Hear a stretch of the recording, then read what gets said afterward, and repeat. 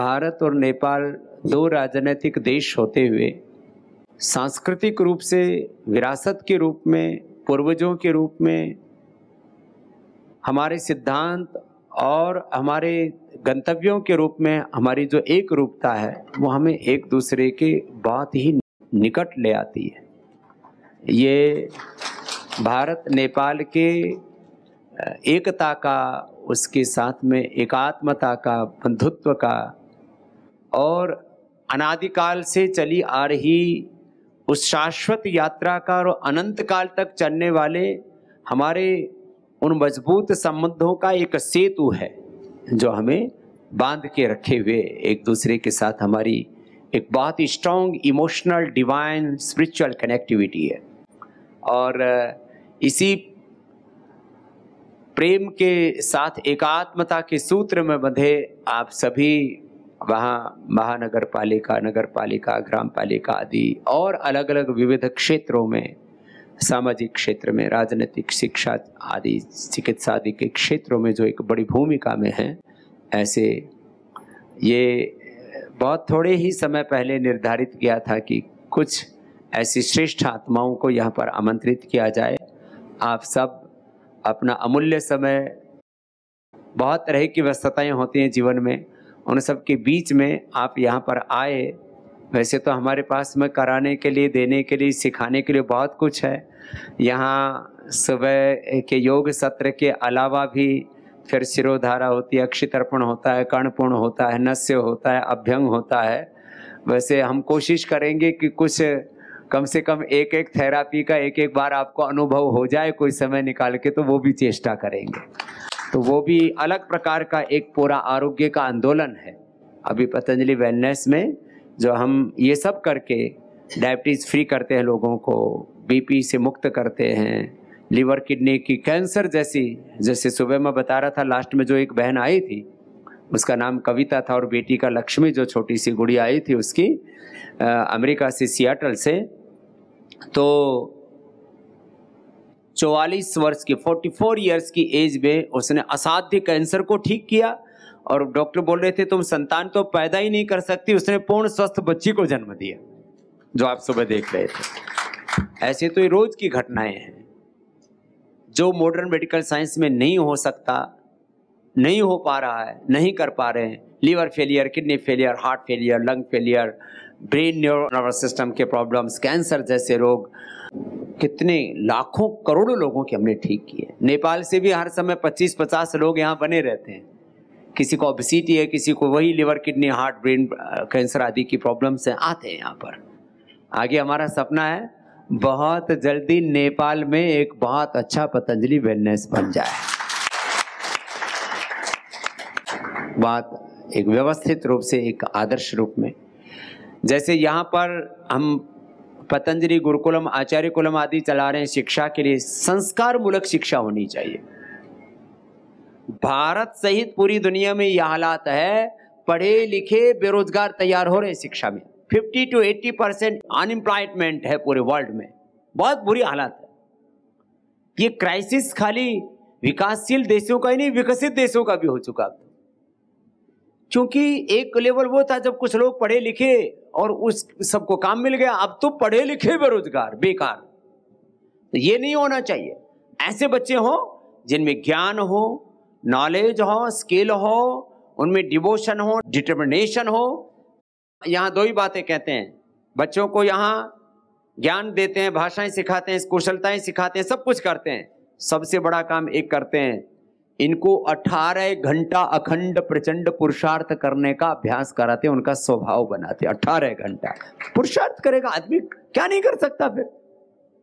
तो जैसे यहाँ पतंजलि गुरुकुलम, आचार्य कुलम और ये यूनिवर्सिटी का परिसर जहाँ बैठे हुए हो, तो कम से कम एक आदर्श गुरुकुल, एक आदर्श आचार्य कुलम और एक, अब थोड़ा समय तो लगेगा इसमें, 5 साल लगेंगे, 7 साल लगेंगे, एक विश्वविद्यालय भी नेपाल में बनना चाहिए पतंजलि। ऐसा शिक्षा के क्षेत्र में, चिकित्सा के क्षेत्र में, और जो यहाँ व्यक्ति निर्माण से लेके चरित्र निर्माण और राष्ट्र निर्माण के लिए जो एक एक व्यक्ति के अंदर स्वाभिमान जगाया जाता है, वो भाव चेतना जो कुछ व्यक्ति करता है तो वो तो उसके मानस से करता है, इसलिए ब्रेन की प्रोग्रामिंग ऐसी होनी चाहिए।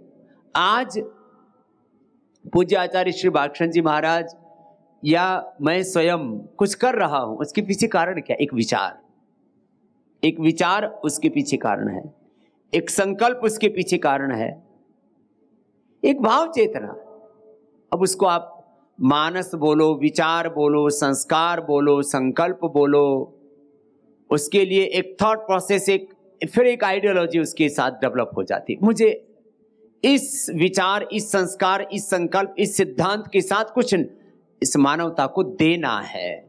इस भाव चेतना से एक बहुत साधारण पृष्ठभूमि से श्रद्धेय आचार्य श्री निकले। आज हमारा सौभाग्य है कि हमारे श्रद्धेय पूज्य पिता श्री जय वल्लभ सुवेदी जी यहाँ पर हैं। एक बार उनको भी सबकी ओर से बहुत बहुत हम प्रणाम करते हैं। इस उम्र में भी वो अत्यंत उत्साह से आप्लावित रहते हैं। पीछे 2-3 वर्ष पहले कब हुआ था, समय का तो ख्याल नहीं, 2-3 साल पहले कौन सा सहस्र हाँ 84 का 4 साल पहले तो वो सहस्र सूर्य दर्शन क्या बोलते हैं, तो सहस्र सूर्य दर्शन, सहस्र चंद्र दर्शन का तो मैं भी गया था। आज से शायद 35 साल पहले, कब हम सबसे पहले, जब हमको दुनिया में कोई नहीं जानता था, पता नहीं कहाँ कहाँ से बसों में धक्के खाते खाते हम चांगजा भरवा गांव में पहुंचे थे, पैदल चल करके 4-5 किलोमीटर। अब तो वहां तक सड़कें पहुंच गई हैं और जो है बीच में वो बस वाला, हम बीच में, अब लंबी लंबी यात्रा थी तो बीच में लघु शंका करने के लिए, यूरिन करने के लिए उतरे और बस वाला चल दिया और हमारे पास कोई फोन नहीं। हमने कहा अब कहाँ जाए, आचार्य जी अगली बस में। मैं देखे ये तो कोई गया ही नहीं बड़ा विचित्र था माजरा भी तो। लेकिन फिर घर जाने के बाद में पूज्य माता सुमित्रा जी यहाँ पर बैठी हुई हैं। अभी पिछले दिनों विश्व का सबसे बड़ा निदान शास्त्र सौमित्रे निदानम पूज्य आचार्य श्री पूज्य माता जी के नाम से ही लिखा। पूज्य माता जी को उस दिन नहीं बुलाया, ये अलग बात है, ये गलती है, इसके लिए जोरदार तालियां बजा दो तो पूज्य माता जी यहाँ पर हैं, वो इतना प्रेम करती है। और हम जब पहुंचे वहां तो भैंसी का दूध बिलो बिलो करके और 1-1.5 किलो तो मक्खन और घी घा सब रखा हुआ था, हम सब रगड़ाए। तो पूज्य माता जी ने बहुत हमको प्रेम किया है। और जैसे इस शरीर को जन्म देने वाली पूज्य माता गुलाब देवी हमको प्रीति करते हैं, ऐसे पूज्य सुमित्रा माता जी भी हमको बराबर प्रेम करती है। तो ऐसे जैसे कोई सहोदर भाई होते हैं, ऐसे ही पूज्य माता जी ने हमको प्रेम किया। आज भी पहले तो बोल रही थी कि अभी घुटने दर्द कर रहे हैं, करते करते भी माता पहुंच ही गई। तो माता जी का घुटने अच्छे कर रहे हैं। बापू जो है मस्त है, बापू जी पूरे सहज समाधि में रहते हैं, जैसे महर्षि जनक रहा करते थे ना, ऐसे सहज समाधि में। पूज्य पिताश्री एकदम बहुत सात्विक आत्मा है। पूज्य माता जी भी बहुत क्रियाशील, बहुत सृजनशील हैं। तो ऐसे आज ये भी आप सबके साथ सबको सौभाग्य मिला। मैं बस 1-2 बातें नेपाल के संदर्भ में, देखो सपने बहुत बड़े हो गए सबके, किसके कारण से? टीवी और सोशल मीडिया। आपके यहाँ पर भी यूट्यूब, फेसबुक, इंस्टाग्राम खूब चलता है। अब उसमें 80% बच्चे तो टाइम अपना खराब ही करते हैं, ऐसे भद्दे वीडियो देखेंगे जो उत्सुकता में कुछ ऐसे बर्बरता, उसमें अश्लीलता, पता नहीं क्या क्या उसमें। तो बच्चे एक तो उसको देख देख करके दिमाग का प्रोग्रामिंग ही कुछ और हो गया। उनके दिमाग में रचनात्मक बातें 5-10% घुसी हुई है, 80-90% दिमाग खराब हो गया बच्चों का। जवान बच्चे, भारत को देख लो, नेपाल को देख लो, 100 बच्चों में से 50 बच्चे मोबाइल में घुसे हुए हैं, यूट्यूब में घुसे हुए, इंस्टाग्राम में घुसे हुए, फेसबुक में घुसे हुए, फेसबुक में ही है। और रात को सोते समय कंबल ओढ़ लेते हैं, रजाई ओढ़ लेते हैं, माता पिता से छुप के देखते हैं, कुछ तो रातों रात देखते रहते हैं ऐसे। उसमें बहुत ही खराब खराब चीजें हो रही हैं। फिर सपने बड़े बड़े, सबको बड़ी गाड़ी चाहिए, बड़ा घर चाहिए, ऐशो आराम चाहिए, और काम करने में कतराते, मेहनत करने में। नेपाल के लोग पूरी दुनिया में पुरुषार्थ के लिए जाने जाते हैं, ये बात तो पक्की है। और आज भी इतने पतन के बाद भी, ये सारा सोशल मीडिया की शोषेबाजी के बावजूद भी अभी भी काफी लोग पुरुषार्थ करते हैं। नेपाल में यदि काम करने के अवसर कम मिले उनको तो चाहे बाहर चले गए हो। नेपाल देश से बाहर ही कितने लोग रहते होंगे? 40-50 लाख। कुल आबादी कितनी? 3 करोड़ की आबादी में लगभग 40-50 लाख बाहर है। और दुनिया में कहीं चले जाओ, हम ऑस्ट्रेलिया गए तो सबसे आगे नेपाली, हम मिडिल ईस्ट में, अभी मैं अमेरिका से वापस आया तो वहां 10 बच्चे मिले, 5 नेपाली एयरपोर्ट के ऊपर ही, दुबई में। यूएस में जाओ, यूके में जाओ, अफ्रीका में जाओ, माने भारत के बाद पूरी दुनिया में सबसे ज्यादा किसी देश के बच्चे किसी भी तरह के काम में, चाहे वो मेहनत का काम है, चाहे वो टेक्निकल जॉब है, चाहे वो और जिन्होंने जिनकी अच्छी शिक्षा दीक्षा हो गई है, वो अलग अलग प्रकार के किसी भी काम में पीछे नहीं हटते। लेकिन अभी हमें इतना समर्थ बनाना है नेपाल को कि वहां पर भी लोगों के हाथों को काम मिल सके। देखो, हमको एक एक देश को कैसे विकसित करना है। नेपाल देश के लिए एक आइडियल एग्जाम्पल है जापान का, आइडियल एग्जाम्पल है साउथ कोरिया का, आइडियल एग्जाम्पल है ये छोटे छोटे यूरोप के देश, फ्रांस, जर्मनी, इटली, और अब तो यूके की आबादी बहुत ज्यादा हो गई। आज से 100 साल पहले जब 150 से ज्यादा देशों के ऊपर ब्रिटेन का राज था, उसकी आबादी तो कोई नेपाल से ज्यादा थोड़ी थी, उतना ही सही था। तो जब एक छोटी सी आबादी वाला ब्रिटेन अपने शौर्य से, अपनी वीरता से, अपने पराक्रम से, अपनी दूरदर्शिता से, अपनी यूनिटी से पूरी दुनिया के 150 से देशों, मैं उसको कोई प्रशंसा नहीं कर रहा हूं कि उन्होंने जो पूरी दुनिया में जो पॉलिटिकल कोलोनाइजेशन, जो अपना राजनीतिक साम्राज्यवाद का विस्तार किया, उसमें लाखों करोड़ों लोगों की मौत की और पूरी दुनिया को लूटा, मैं उसका कोई प्रशंसक नहीं हूं, उसका तो मैं बहुत आलोचक हूं, घोर विरोधी हूं। लेकिन एक पक्ष तो है ना, एक छोटे से देश ने पूरी दुनिया में अपना साम्राज्य कायम कर दिया। और एक बात और भी है, उन्होंने लाख बुरे काम किए, लेकिन जहां जहां गए कुछ अच्छे भी काम किए। कुछ सड़कें बनाई, कुछ रेलवे बनाए, भारत की संसद से लेकर के राष्ट्रपति भवन से लेकर के बहुत कुछ भारत में भी बना करके गए, गलत भी करके गए, वो अलग बात है। पूरी दुनिया में, मैं इधर जो है सिंगापुर से, हांगकांग से लेकर के और कहीं पर भी, उत्तर पूर्व पश्चिम दक्षिण सारी दुनिया में वो तो छाए हुए थे। अभी कुछ देशों को तो फिलहाल कुछ वर्ष पहले ही आजाद किया, साउथ अफ्रीका को देख लो। तो जहां संघर्ष थे, जहां चुनौतियां थी, वहां माइग्रेशन हुआ, बाहर भी गए लोग, कुछ व्यापार के लिए गए, कुछ फिर दूसरे राजनीतिक उस समय अलग परिप्रेक्ष्य बनते गए। तो जैसे पूरी दुनिया में ब्रिटेन ने अपना साम्राज्य कायम किया, जैसे पूरी दुनिया में जर्मनी, फ्रांस, पुर्तगीज और अलग अलग इटली के लोग, अलग अलग दुनिया के लोग पूरी दुनिया में प्रवासी बनकर के गए और फिर अपने भी देश में उन्होंने आगे बढ़ाया अपने देश को। और आज जो है उनके पास 100 200 साल पुराने विद्यालय भी हैं, यूनिवर्सिटियां भी हैं, इंस्टीट्यूशंस भी हैं। उन्होंने अपने आप को फिर अपने देश में ग्रो किया। फिर अब तो अपने देशों में सब सिमटे हुए हैं। आप देखो, इजराइल छोटा सा देश है, यहूदियों की आबादी दुनिया में सबसे कम आबादी वाले और सबसे शक्तिशाली आर्थिक दृष्टि से, राजनीतिक दृष्टि से, तकनीक की दृष्टि से कोई लोग हैं तो इजराइल के। उनकी तो आबादी 1 करोड़ भी पूरी नहीं है। अपने देश में तो 85 लाख और उसमें भी 20-25 लाख मुस्लिम, 85 लाख होंगे, 85 लाख पूरी दुनिया में, 1 करोड़ की आबादी पूरी दुनिया के, और वो 1000 करोड़ पर भारी पड़ते हैं पूरी दुनिया की आबादी पर। क्यों? तो उन लोगों में कुछ जज्बा है। ऐसे ही उत्तर कोरिया वाले अपने आप, ठीक है वो कैसा है किम जोंग के यहाँ, क्योंकि वहां तो कोई जा नहीं सकता, हम भी गए नहीं, टीवी पर ही देखा हुआ, टीवी पर देखी हुई तो आधी सच्ची आधी झूठी बातें होती हैं। लेकिन साउथ कोरिया ने किस तरह से प्रगति की, वहां की कार की कंपनी, वहां की मोबाइल की कंपनी, वहां की अब जो है अलग अलग प्रकार के वहां के प्रोडक्ट्स, वहां की कंपनियां, वहां के फिर तकनीकी और वहां के लोगों का फिर जज्बा। अब साउथ कोरिया के लोग पूरी दुनिया में छाए हुए हैं।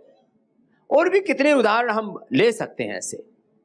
तो नेपाल को, किसी भी देश को कभी भी एक दृष्टि से उसका मूल्यांकन नहीं करना चाहिए। माना कि नेपाल में नेचुरल रिसोर्सेज भी है, लैंड भी है, वहां पर जल जंगल जमीन जवानी पानी सब कुछ है, लेकिन जल जंगल जमीन जवानी पानी में सबसे बड़ा कोई रिसोर्स होता है, नेचुरल रिसोर्स, उसमें सबसे बड़ा कोई रिसोर्स होता है तो ह्यूमन रिसोर्स होता है। सबसे बड़ा रिसोर्स क्या होता है? Human resource. हमको आदमी को रिसोर्स के तौर पर ह्यूमन रिसोर्स भी कहना है, लेकिन मनुष्य केवल एक यांत्रिक मशीन नहीं है।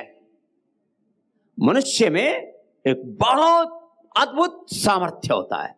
एक व्यक्ति यदि अपने सामर्थ्य का सही दिशा में प्रयोग करता है, आपने देखा है नेपाल के भी कुछ लोगों ने रसिया में बिजनेस किया, कुछ लोगों ने चाइना में बिजनेस किया है, कर रहे हैं।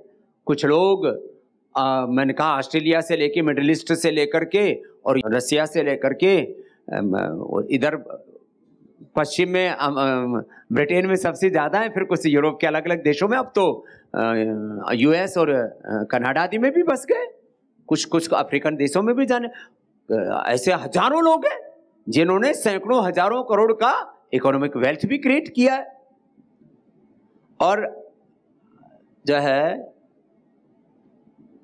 अब पूरी दुनिया के, अब ये बात कोई ऐसे मीडिया में हम लोग नहीं बोलते, लेकिन आपके सामने बोल रहे हैं, वर्ल्ड के टॉप 100 जो है, जिनको पावरफुल लोग कहो या जो है जिन्होंने न्यू स्टार्टअप करके और नए प्रतिमान घड़े हैं, टाइकोन आइकोन बिजनेस टाइकोन, उसमें पूज्य आचार्य बालकृष्ण जी आपके सामने बैठे हुए।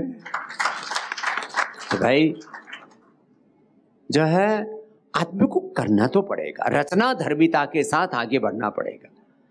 अभी भी हम कम से कम 100 से ज्यादा बड़ी एक्टिविटी कर रहे हैं, 100 से more than 100, social, economic, religious, spiritual activity, character building से लेकर के नेशनल बिल्डिंग तक के अलग अलग कामों में हम लोग लगे। हम एग्रीकल्चर में भी आपको बताएंगे, यहाँ पे ये जो पूजा आचार्य ने जो कार्यक्रम बताए, एग्रीकल्चर एक्टिविटीज भी करते हैं हम लोग, सोलर के फील्ड में भी काम कर रहे हैं हम लोग, फिर जो है गो पालन पशुपालन के क्षेत्र में भी काम कर रहे हैं, हॉर्टिकल्चर, फ्लोरिकल्चर, और ये जो जड़ी बूटियों की खेती से लेकर के, और फिर अलग अलग प्रकार के जो कम से कम FMCG में, home and personal care, food के क्षेत्र में, और उसमें भी एडिबल ऑयल से लेकर के, और फिर अलग अलग प्रकार के फसलों की प्रजातियों से लेकर के, और जैसे अभी थोड़ी देर पहले हमने बताया हेल्थ, एजुकेशन, रिसर्च में विश्व की सबसे बड़ी संस्था जो नेचुरल चीजों में रिसर्च करने वाली है तो पतंजलि रिसर्च फाउंडेशन। अब एक बार जाकर के देखना, आपको पता लगेगा। यूरोप में, अमेरिका में भी ऐसे इंस्टीट्यूशंस नहीं है नेचुरल फील्ड में रिसर्च करने वाले जो आज हमने यहाँ खड़ा किया है। लेकिन इसमें सतत हमको 30 साल लग गए। कितने? 30 साल। इससे पहले जहां हम पढ़े लिखे गुरुकुल में, वो समय हमने निकाल दिया है। 30 साल तो यहां हरिद्वार में हो गए, 30 साल से ज्यादा तो 1993 में आ गए थे, 31 साल हो गए यार। तो आप लोग एक दृष्टि के साथ, निरंतरता तो चाहिए। 2 शब्द बोल रहा हूं, पुरुषार्थ तो करना ही है, लेकिन वो पुरुषार्थ केवल शारीरिक स्तर पर नहीं, फिर तो मजदूरी हो जाएगा। केवल बौद्धिक स्तर पर नहीं, फिर तो कुछ लोग ऐसे ही मैं देख रहा हूं इंटेलेक्चुअल लेवल पर सोचते बहुत हैं, एजुकेशन कुछ है नहीं। केवल बौद्धिक स्तर पर नहीं, केवल बौद्धिक नहीं होना हमें, केवल शारीरिक श्रम करने वाले मजदूर केवल नहीं बनना। जहां श्रम की आवश्यकता कुछ लोग होंगे, सबकी भाव चेतना, सबका मानस, सबका एक ही लेवल एक जैसा नहीं होता, सबके साथ परिस्थितियां एक जैसी नहीं होती। यद्यपि विज्ञान ये कहता है कि हर मनुष्य में एक जैसा सामर्थ्य है, वहां कोई भेदभाव नहीं है। और नेपाल में तो इसको अब और ज्यादा हमें बढ़ाने की जरूरत है। थोड़े बहुत अभी भी जातिगत भेदभाव चलते हैं पूरे नेपाल में। हमने अपने सारे कार्यकर्ताओं को भी इस भाव चेतना के साथ तैयार किया। और पतंजलि एक ऐसी संस्था है नेपाल में जो ब्राह्मण, क्षत्रिय, वैश्य, शूद्र आदि सब प्रकार के जातीय भेदभाव भुला करके एकत्व का विस्तार नेपाल में कर रही है। कोई डिस्क्रिमिनेशन नहीं जाति के नाम पर। नहीं तो ये भी बहुत देखा है आप लोगों ने, जो बड़े हैं उन्होंने भी खूब देखा है। उसने छू लिया, उसने ऐसा कर दिया, कुत्ते को छू करके तो पानी पी ले, छोटी जाति वाले को छू करके स्नान करना पड़ता था। ये क्या बात हुई? छोटी बड़ी जाति क्या होती है? तो नेपाल में अभी हमें 5-10 दिशाओं में काम करने हैं। सामाजिक स्तर पर जो भेदभाव, ऊंच नीच, छुआछूत, ये वो है, इसको पूरी तरह से खत्म करना है। मंदिरों में जो बलि प्रथा आदि है उसको पूरी तरह से खत्म करना। भगवान खून से प्रसन्न नहीं होते, भगवान तो हमारे प्रेम से, हमारे कर्म से, हमारी सेवा से, हमारे पुरुषार्थ से प्रसन्न होते हैं। तो ये जो बलि प्रथा किस बात की भाई? भारत में भी बहुत थी ये चीजें, अब नगण्य हो गई है। कहीं कहीं फिर भी 1-2 जगह बलि प्रथा है, वो नाम मात्र की रह गई है। तो हमें जात पात को भी दूर करना है। जात पात, भेदभाव, ये जो नेपाल में जो नया जो दौर जिससे अभी नेपाल गुजर रहा है, ये अभी भी एक परिवर्तन का दौर है। हमें सामाजिक परिवर्तन के दौर पर में एकता, समानता, न्याय, इसको प्रतिष्ठापित करना है। हमें धार्मिक तौर पर जो ढोंग, आडंबर, पाखंड, अंधविश्वास, अभी भी मैं कभी कभी ऐसे मोबाइल में देख लेता हूं तो बहुत सारे नेपाल के भी वीडियो आते हैं, किसी में देवी आ रखी है। देवी बहुत आती है नेपाल में। हाँ, कोई भी घूमने लगता है और फिर तरह तरह के उछल कूद करने लगता है। हाँ, और फिर लोग भी इतने बावले हैं, हाँ देवी आ गई इसमें। अरे देवता, तेरे अंदर देवता बैठा हुआ है। देवी आ गई, ये बहुत देवी देवता आते हैं नेपाल में। भूत प्रेत भी बहुत है नेपाल में, है ना। किसी भी गांव में, जैसे पहाड़ों में भूत बहुत चढ़ते हैं, सभी यहाँ भारत में भी, इधर उत्तराखंड में बहुत भूत चढ़ते हैं। कोई ना कोई गांव में कोई ना कोई भूत होता है और एक दिन तो विशेष उसके लिए नृत्य और उत्सव तक मनाते हैं। हाँ, वहां भी शायद मनता होगा, कोई ना कोई दिन तो जरूर होता होगा जिसमें। और फिर वो जब 1-2 हरकतें कर लेने लगते हैं तो कई लोग हरकतें करते हैं वैसी। तो ये ढोंग, पाखंड, अंधविश्वास से भी, भूत प्रेत से भी, इनसे भी, जादू टोना, इससे भी बचाना है। तो सामाजिक तौर पर भी हमें बदलाव लाने, धार्मिक तौर पर भी हमें बदलाव लाने, शिक्षा में भी हमें बदलाव लाने। अभी शिक्षा में जैसे भारत में हालात है, यहाँ अभी आजादी के 77 वर्षों के बाद अभी 78वां वर्ष, जैसे पूज्य आचार्य ने कहा, अभी 15 अगस्त को 78वां स्वतंत्रता दिवस मनाएंगे।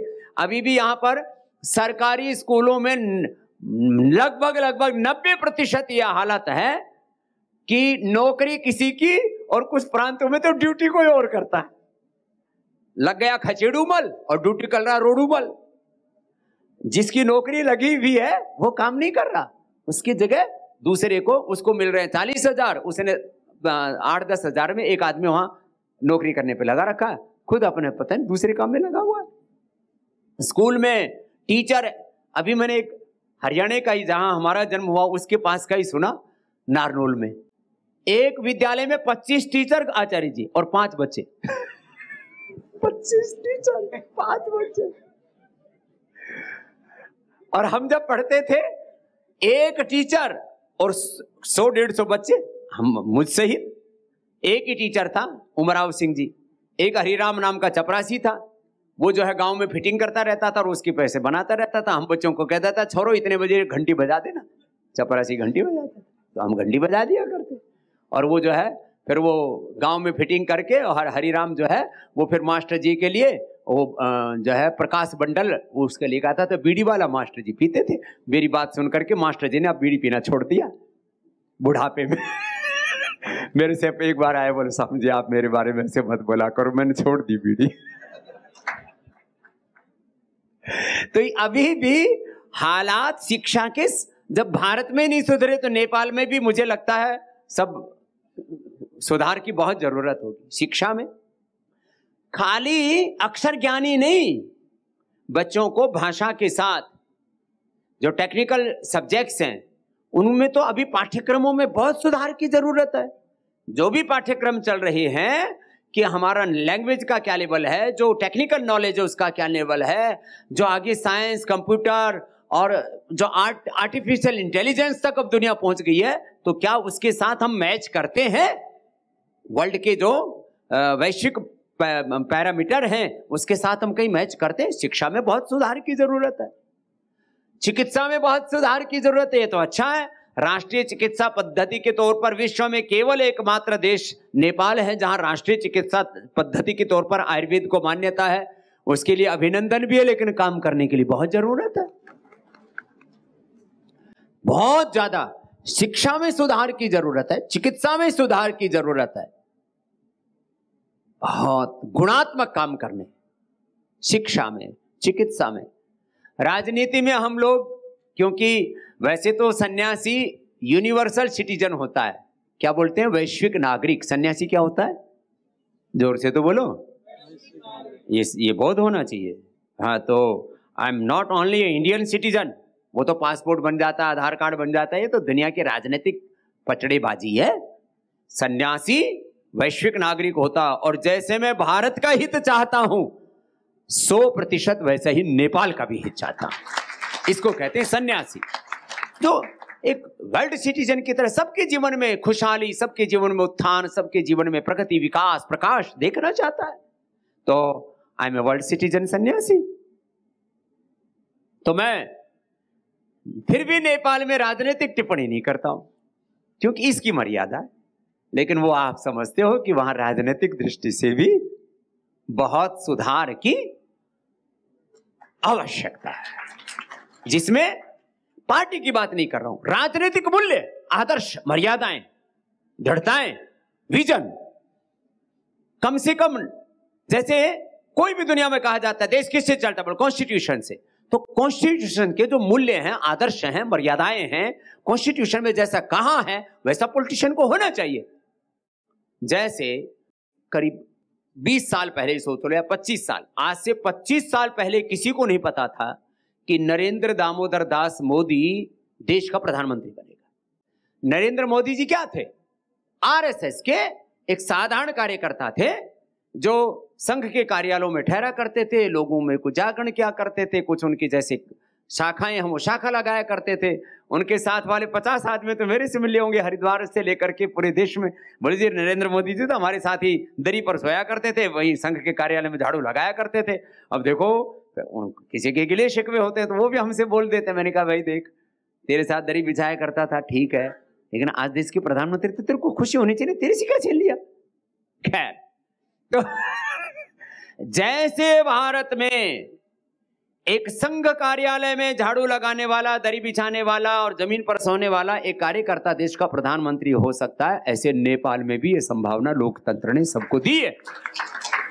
आज जो आप ना महानगर पालिका के मेयर हैं, कल को आप देश के प्रधानमंत्री बन सकते हैं। मैं आपके भीतर कोई अभिप्साएं, आकांक्षाएं नहीं जगा रहा हूं, लेकिन आप ऐसा आचरण करो, आप ऐसे अपने व्यक्तित्व को विकसित करो कि आपके ऊपर कोई उंगली ना उठा सके। इस व्यक्ति का सार्वजनिक जीवन शुचितापूर्ण है, ऐसा अपना आपको प्रतिमान तो बनना पड़ेगा आपको। तो देखो, सबसे कठिन काम है, सबसे कठिन जॉब है दुनिया में पॉलिटिक्स, वो मैं भी नहीं कर सकता।